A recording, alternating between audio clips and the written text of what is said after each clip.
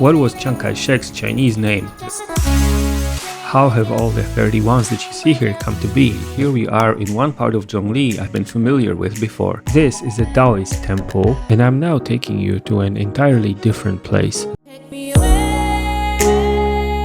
Must be real life though, as I am getting a stable 60 FPS with no hiccups. All the friendly people I've met. That's one more thing that makes Taiwan special. Isn't it an amazing story?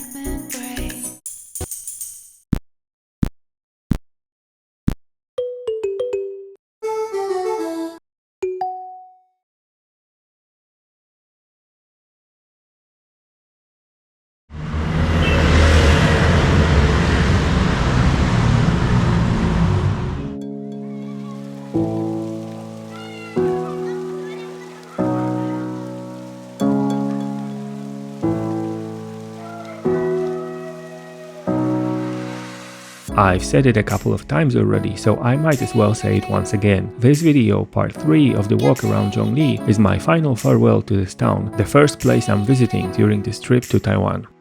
Now that I've stuffed myself with sushi, I'm ready to go and continue my exploration.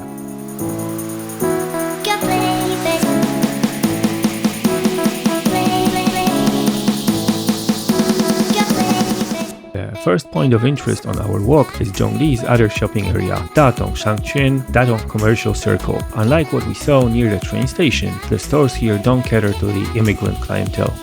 However, it's also worth mentioning that Zhongli is home to a large minority group within Taiwan's Chinese population. These are the Hakka or Kejia. Unlike all the other groups of Chinese, their name doesn't refer to any ancestral region in China. It just means the guests.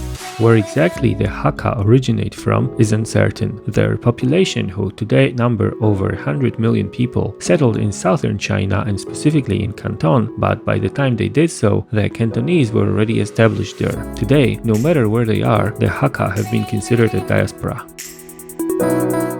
The Hakka forming an inner circle within the Sinosphere has historically bred suspicion from the general Chinese population, which in turn led to discrimination and at times even massacres. Despite this, many influential figures throughout Chinese history have been of Hakka ancestry. Nowadays, Hakka in Taiwan enjoy a protected minority status and their language is one of the officially recognized. Their cuisine has been embraced by the general population. However, some stereotypes do persist. For example, the Hakka are considered stingy. A non-Hakka Taiwanese might tell you diplomatically they know how to save money.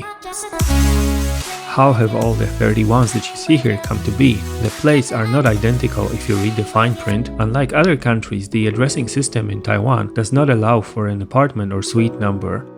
So it's not the whole building that has the street number 31, but 10 separate apartments, one on each floor. Ground floor counts as first. However, the first floor is usually omitted, so no floor number can mean it's either the first floor in a multi-story building with separate apartments or simply the whole building. I guess these days you can just use Google Street View to check. And if there is more than a single apartment per floor, each of them has to have a separate number. So the second apartment on each of the 4 floors here has the number 31, 1 of 31. But not so fast, let's not forget the floor number has to be included too, so the partial address is actually something like 31号9楼之一, 1 of the 9th floor of the number 31. And note that the apartment labeled like that will be the second apartment on that floor, since the first one is just 31 with no suffix. Also note, these labels can be nested further to form something like 31之一之一, 1 of the 31. I could make a whole video about the addressing system and it would be longer than this one, but that's the gist of it. Simples? We're now approaching the Zhongzheng Park. It's the park I tried to cycle through before. Alas, cycling is prohibited inside, so I'll take a walk instead. The park isn't bad at all. Considering its central location, it's quite large. There are exercise areas, meeting grounds, and a lot of tree-lined footpaths inside. One thing makes the park stand out though. The clue is in the name, but it needs some explanation. You might have heard the name Chiang Kai-shek, often shortened to CKS. Without delving into too much detail, he was a controversial political and military figure closely associated with the history of the Republic of China since its founding and of Taiwan since 1945. Chiang Kai-shek served 5 6-year terms as the President of the Republic of China from 1948 until his death in 1975. He also was the premier for much of the 1930s and 40s and the chairman and later Director General of the Chinese Nationalist Party, Zhongguo Guomindang. Concurrently, he also held a military rank from 1909, eventually assuming the position of Generalissimo, which he retained also until his death in 1975.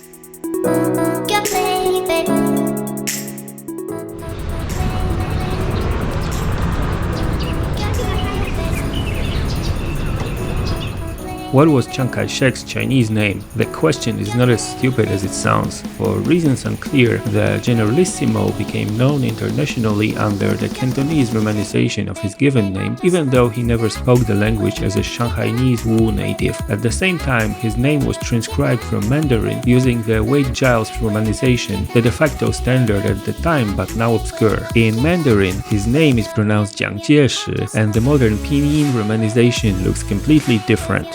However, it is not uncommon for the Chinese to change their names like shirts. A good example is the founder of the Republic of China, known in the West as Sun Yat-sen. By the way, this is also a Cantonese romanization. In Mandarin, that would be Sun Yixin, but at least he really was Cantonese. Well, in Chinese, he is known as Sun Deming, that's his birth name. Sun Dixiang, infant name. Sun Wen, school name. Sun Yixin, mentioned before, was his art name, and eventually Sun Zhongshan, name he assumed while in exile in Japan. So all those places named Zhongshan, which literally stands for Central Mountain, are a reference to him. This is sometimes translated and sometimes is not. Zhongshan Gao is Sun Yat-sen Freeway, but Zhongshan Lu is Zhongshan Road. What does any of this have to do with the park we're in? Recall, it's Zhongzheng Park. And who's Zhongzheng? It's no one other than our Generalissimo Chiang Kai-shek.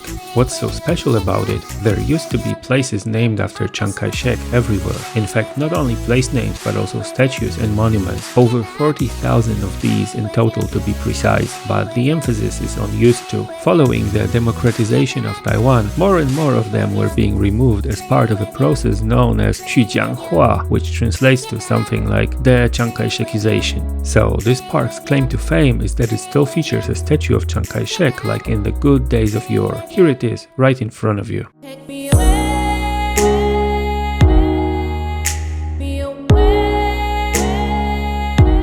Zongtong Wansui, long live the president, is what the inscription reads. And the paper notice next to it is just a reminder of the pandemic regulations, mask mandates and social distancing. The municipal government cares about you. Clearly they don't care as much about the late president sticking this here.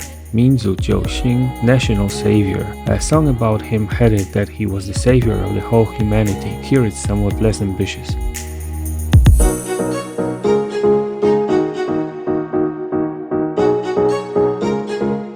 And I'm now taking you to an entirely different place. The nearby Daxi, also in Taoyuan, is where Chiang Kai-shek is buried. Hundreds of his statues were moved there by people who wanted to prevent them from being destroyed. The result is best seen with your own eyes. The place is currently closed and can be accessed now, but I've been there before. Here's what it looks like. Back in the park, I had an interesting encounter with a local who saw me filming and took me for a famous YouTuber, which I am not. I asked him what he thought of this statue being left in place while most others were being removed. Should it be gone too? His opinion can be summarized as, let sleeping dogs lie. There is yet another somewhat ironic aspect to all this, as the first thing that Chiang Kai-shek did after taking over Taiwan was to eradicate any traces of Japanese culture. Live by the sword, he shouldn't be surprised the same thing can happen once he is out of the picture. Somewhat surprisingly though, the communist leadership in China is no longer trying to eradicate Chiang Kai-shek, as they realized he was pretty much the only prominent person linking China and Taiwan politically in the 20th century. In Taiwan, he remains a divisive figure.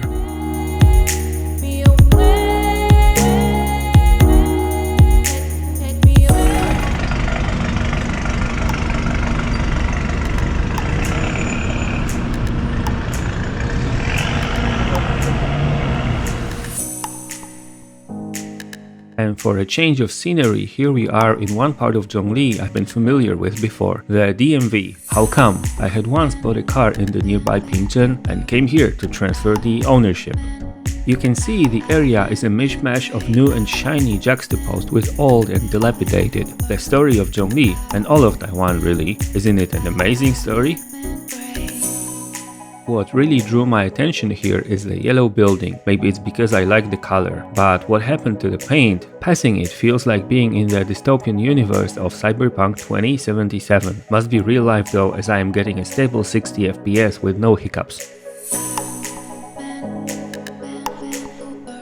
Our next stop is going to be a temple. This one is called Cihui Tang, which translates to something like Temple of Compassion and Benevolence, and is large enough to even have a street named after it. In fact, several nearby streets. The temple is not among the oldest, but still has a long history. Last year it celebrated its 70th anniversary. It was founded in the 41st year of the Republic, which translates to the year 1952 of the Common Era. Taiwan has a rich syncretic and heterogeneous spiritual landscape. Major religions include Buddhism, Taoism, Confucianism, Chinese folk beliefs, and ancestor worship. There is roughly one place of worship for every square kilometer. As much of Taiwan's landmass is occupied by impassable mountains, this translates to an even higher density in inhabited areas. Buddhism is the most widespread religion, but the majority of temples are Taoist, although it's sometimes difficult to delineate as many of them host multiple deities under one roof. The creatures guarding the entrance are a common feature of temples in Taiwan. In yet another demonstration of syncretism,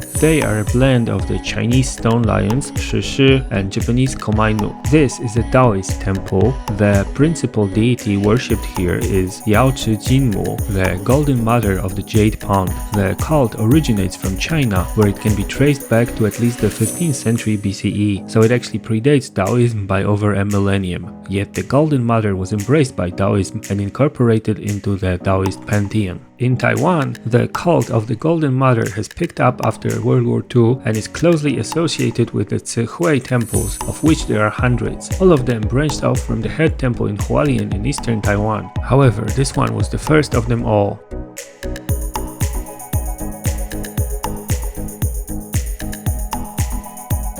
And with this view of a typical residential lane, or actually a street in this case, our walk has come to an end. What I haven't shown you so far are all the friendly people I've met. That's one more thing that makes Taiwan special.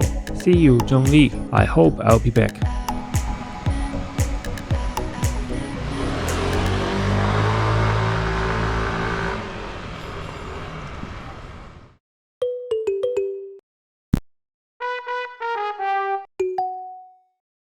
Next stop, Taipei.